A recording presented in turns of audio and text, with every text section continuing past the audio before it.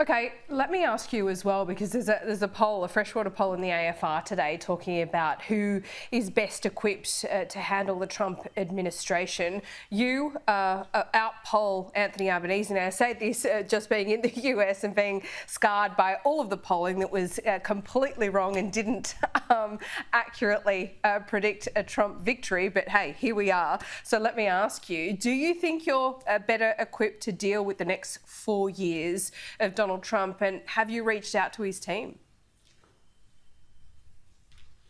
Well, Laura, I think I'm better equipped to lead our country, particularly in difficult times, because we have a weak Prime Minister at the moment who doesn't know the difference between right and wrong when it comes to national security. His instincts are all wrong when it comes to the economy, and we need to have a Prime Minister who can stand up for our country's best interests and argue our corner, and I believe that I've got the experience and the capacity to do that. And if the Labor Party, I see some of the negative polling, the negative ads that they're putting out at the moment, if the Labor Party wants to be saying to the Australian people that the next election is a referendum on who is best able to manage the economy and national security, I'm happy to have that debate any day of the week, because what we've seen over the last 2.5 years is damaging the Australian economy and hurting Australian families. I know there's a much better way. We can get our country back on track. And we can make sure that our country heads in the right direction. At the moment, the Albanese government, in every decision they're making, is taking our country in the wrong direction. So I think in terms of our most important ally, the United States and President Trump, I can work very effectively with him and with other world leaders, and I think I've demonstrated that in senior portfolios over a long period of time. So we use that Reagan term that was then used by Trump. Are you better off than you were 4 years ago, in our case 3? And many Americans answered no. Well, I think you noticed that I've used that phrase before, and I think it's a very pertinent consideration. I used it in my budget reply speech, as I recall, back in May, so well before the election that's just taken place in the US.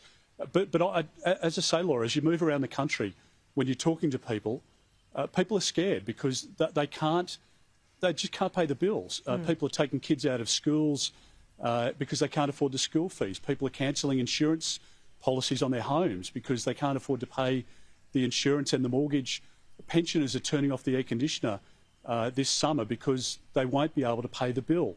That is not a country in 2024 that frankly, the Albanese government should be proud of creating. Well, what are you promising them when they say that to you, Peter? What are you promising when they say that to you? How are you going to fix it?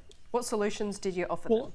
Well, I'm saying look at our track record, Laura. Look at what we did when we were in government. As you pointed out before, the cash rate wasn't 4.35; it was 0.35, and families could afford to get into homes. We've got young Australians who can't afford to get into home ownership and have given up the dream of home ownership under this government.